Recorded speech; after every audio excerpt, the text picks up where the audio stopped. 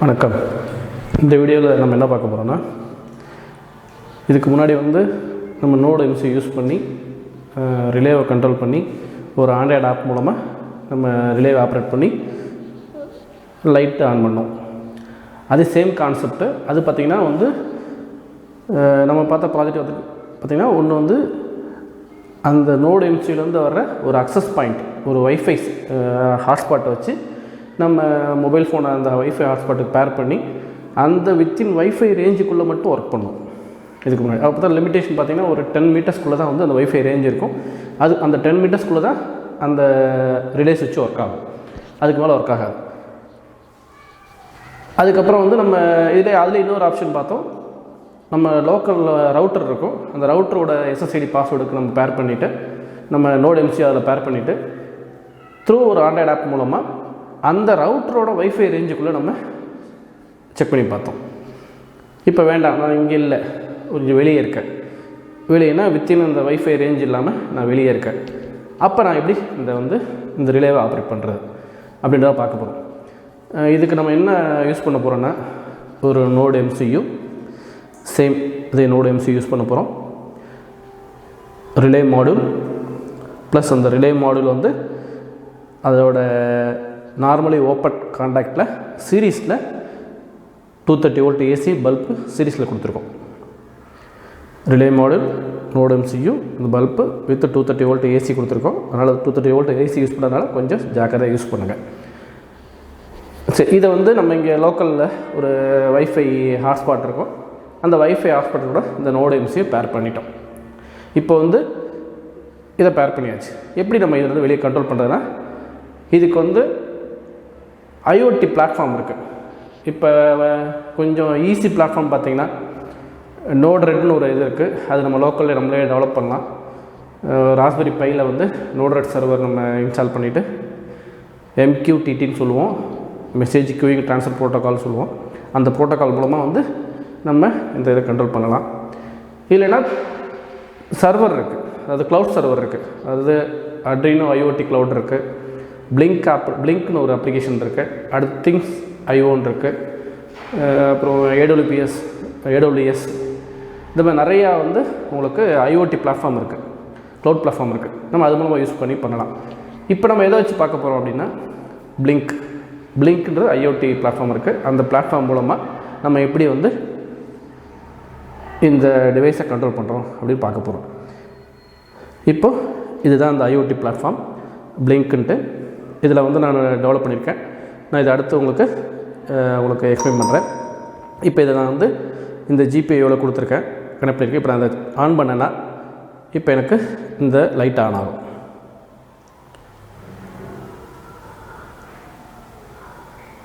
பாருங்கள், okay, light on ஆகிடுச்சிங்களா? Same இதில் பார்த்தீங்கன்னா இந்த பிளாட்ஃபார்ம் இந்த இதில் இருக்குது. நான் இதை ஆஃப் பண்ணேன்னா லைட் ஆஃப் ஆகிடும்.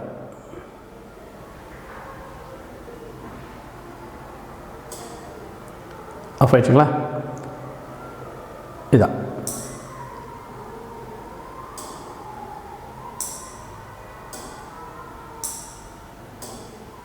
ஓகே. இந்த IoT பிளாட்ஃபார்ம் எப்படி யூஸ் பண்ணுறது, அதை எப்படி நம்ம நோடு எம்சியூவில் அதை லிங்க் பண்ணுறது அப்படின்ற ஸ்டெப்பை இதுக்கப்புறம் பார்ப்போம். இப்போ நம்ம அந்த Blynk IoT அந்த அப்ளிகேஷன் நம்ம எப்படி யூஸ் பண்ணுறது நம்ம பார்க்கலாம். இப்போ நார்மல் நம்ம கூகுள் ப்ளே ஸ்டோரில் பார்த்தீங்கன்னா Blynk IoTன்னு ஒரு இது இருக்குது. ஜஸ்ட் ஓப்பன் பண்ணுங்க.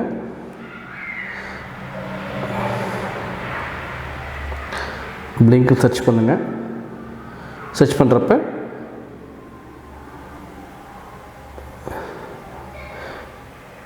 இந்த Blynk லீகசி இருக்குல்ல, இதை ஓப்பன் பண்ணுங்கள். ஓப்பன் பண்ணிவிட்டு இதை இன்ஸ்டால் பண்ணிவிடுங்க. இன்ஸ்டால் பண்ணிவிட்டு இப்போ அதை ஓப்பன் பண்ணிக்கிட்டோம். இப்போ நான் முன்னாடி இன்ஸ்டால் பண்ணி வச்சுருக்கேன், அதனால் என்ன எப்படி காட்டுது. நீங்கள் அந்த Blynk லீகசி இதை நீங்கள் இன்ஸ்டால் பண்ணி முடிச்சு உங்கள் ஆண்ட்ராய்டு ஃபோனில் இன்ஸ்டால் பண்ணிவிட்டு நீங்கள் என்ன பண்ணுங்கள், இந்த மாதிரி உங்களுக்கு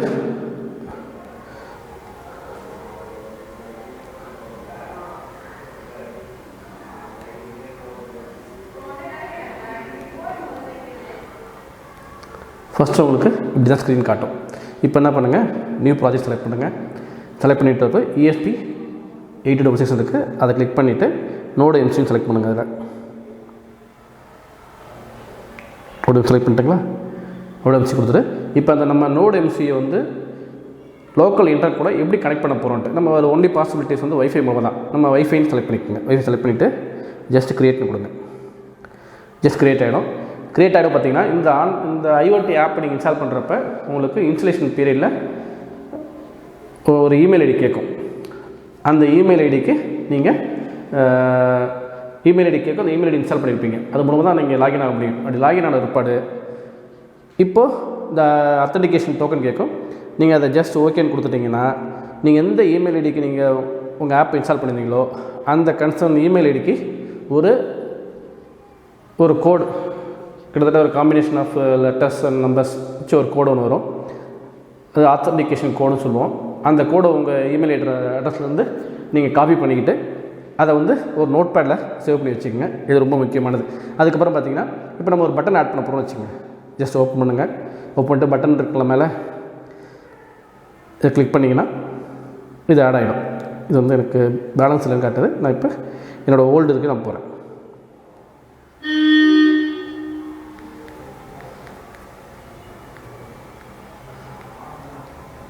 ஓகே, இப்போ நான் பட்டன் ஆட் பண்ணி வச்சுருக்கேன். பட்டன் ஆட் பண்ணதில் இப்போ நீங்கள் இது ஜஸ்ட் இந்த பட்டன் ப்ரெஸ் பண்ணிங்கன்னா இந்த பட்டன் ஓப்பன் ஆகும். இதில் வந்து நீங்கள் ஜஸ்ட்டு வந்து லைட்னு கொடுத்துக்குங்க. அடுத்து செகண்ட் ஒன்று பார்த்தீங்கன்னா இது எந்த GPIO. நம்ம இதில் வந்து நோடு எம்சியில் ஒரே ஒரு இது மட்டும் பார்க்கணும். நீங்கள் கூகுளில் சர்ச் பண்ணி பார்த்துருக்குங்க. நோடு எம்சியோட கரஸ்பாண்டிங் Arduino டிஜிட்டல் பின் ஒரு நம்பர் இருக்கும். அதாவது நோடு எம்சியில் பார்த்தீங்கன்னா D0, D1, D2, D6ன்னு ஒரு நம்பர் இருக்கும். அதை எடுத்துக்காதீங்க. கரஸ்பாண்டிங் Arduino பின் அப்படின்னு நீங்கள் சர்ச் பண்ணிங்கன்னா அது உங்களுக்கு நிறையா இமேஜ் கிடைக்கும். அதை நீங்கள் பாருங்கள். இதில் வந்து கரஸ்பாண்டிங் பார்த்தீங்கன்னா 16, 4, 5, 6 அப்படி சம்திங் நிறையா வரும். நீங்கள் அதை யூஸ் பண்ணிக்கோங்க. அதை தான் வந்து நம்ம யூஸ் பண்ணணும். நீங்கள் டிஜிட்டல் செலக்ட் பண்ணிக்கிட்டு GPIO செலக்ட் பண்ணிட்டு ஓகே கொடுத்துருங்க. கொடுத்துட்டு இந்த வேல்யூ பார்த்தீங்கன்னா 1 செலக்ட் பண்ணிக்கோங்க. இந்த வேல்யூ 1 கொடுத்துருங்க. அதுமாதிரி இது 0 செலக்ட் பண்ணிக்கோங்க. செலக்ட் பண்ணிவிட்டு நமக்கு இந்த பட்டன் பார்த்தீங்கன்னா புஷ் பட்டனாக வேணுமா சுவிட்ச் மாதிரி ஆக்டிவேட் பண்ணுவோம். அதாவது சுவிட்சுனா டாகல் ஆகும். புஷ் பட்டன்னா ஜஸ்ட் நீங்கள் புஷ் பண்ணிவிட்டு நீங்கள் எப்போல்லாம் கையை எடுத்துறீங்களோ அப்போல்லாம் வந்து ரிலீஸ் ஆகிடும். இது புஷ் பட்டன் மோடு. நமக்கு வந்து சுவிட்ச் மோடு தான் தேவை.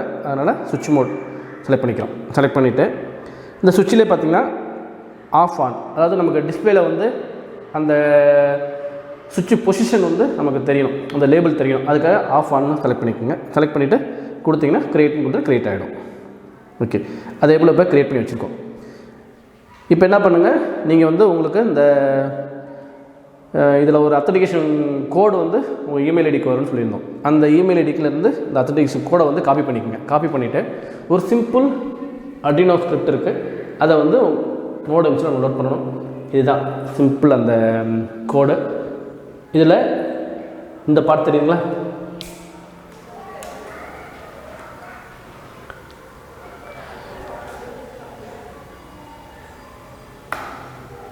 இந்த பார்ட் பாருங்கள்.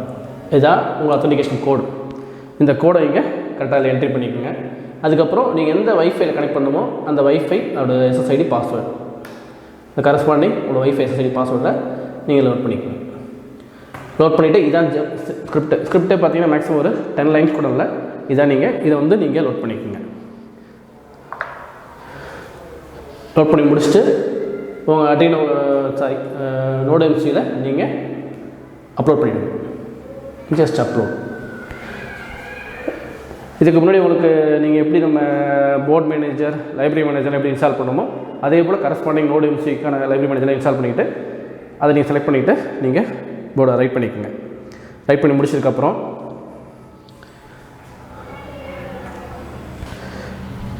இதில் பார்த்தீங்கன்னா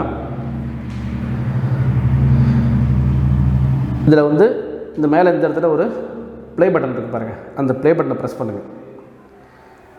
ப்ளேவை ப்ரெஸ் பண்ணிக்கிட்டிங்கன்னா இப்போ தான் உங்கள் டேஷ்போர்டு வந்துருச்சு. இந்த டேஷ்போர்டில் பக்கத்தில் ப்ளே பட்டன் பக்கத்தில் ஒரு டிவைஸ் சிம்பிள் இருக்கு பாருங்கள், டிவைஸ் சிம்பிளை கிளிக் பண்ணி பாருங்கள். கிளிக் பண்ணி பார்த்தீங்கன்னா நியூ டிவைஸ் ஆன்லைன் காமிக்குது. இந்த நியூ டிவைஸ் ஆன்லைன் இருந்தால் மட்டும்தான் இந்த IoT பிளாட்ஃபார்ம் வந்து உங்கள் நோடு MCU கூட வந்து ரியாக்ட் பண்ணும். ஒருவேளை இதில் ஆஃப்லைன் இருந்துச்சு அப்படின்னா உங்களுக்கு நீங்கள் என்ன ரெஸ்பான்ஸ் கொடுத்தாலும் வந்து நோடு MCU ரியாக்ட் பண்ணாது. அதை மட்டும் கரெக்டாக பார்த்துக்குங்க. அதாவது இது என்ன அர்த்தம்னா, ஒருவேளை நீங்கள் கொடுத்த SSID பாஸ்வேர்டு தப்பாக இருக்கலாம், இல்லைனா உங்களை அத்தன்டிகேஷன் கோடு நீங்கள் ரைட் பண்ணிங்களே அது தப்பாக இருக்கலாம். இது 2 எரர் இருந்ததுன்னா உங்களுக்கு SSID பாஸ்வேர்டு இருந்ததுன்னா உங்கள் நெட்டு கூட கனெக்ட் ஆகாது, லோக்கல் இன்டர்நெட் கனெக்ட் ஆகாது. ஆனால் அத்தன்டிகேஷன் கோட் தப்பாக இருந்ததுன்னா இந்த எரர் வந்துட்டுருக்கும். அதனால் நீங்கள் அதை மட்டும் கரெக்டாக சரியாக கொடுத்தீங்கன்னா இந்த இடத்துல நியூ டிவைஸ் வந்து ஆன்லைன் வந்துடும். நியூ டிவைஸ் ஆன்லைன் வந்துருச்சுன்னா உங்களுக்கு ஒர்க் ஆக ஆரம்பிச்சிடும். இப்போது சேம் வந்து பாருங்கள், நான் ஜஸ்ட்டு லைட் ஆன் ஆகிடுச்சுங்களா, லைட் ஆஃப் ஆகுது பாருங்கள்.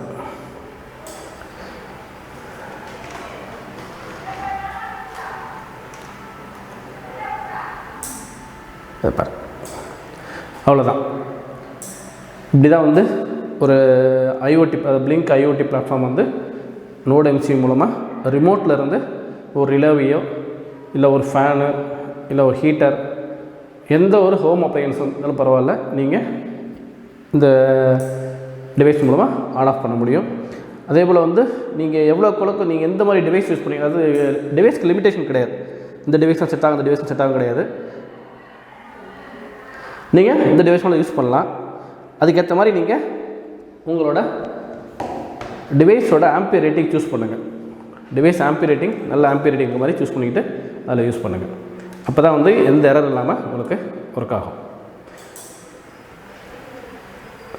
Okay, thank you. வேறு டவுட் இருந்தால் கமெண்ட்டில் பண்ணுங்கள், நான் உங்களுக்கு கண்டிப்பாக உங்களுக்கு ஹெல்ப் பண்ணுறேன். தேங்க்யூ.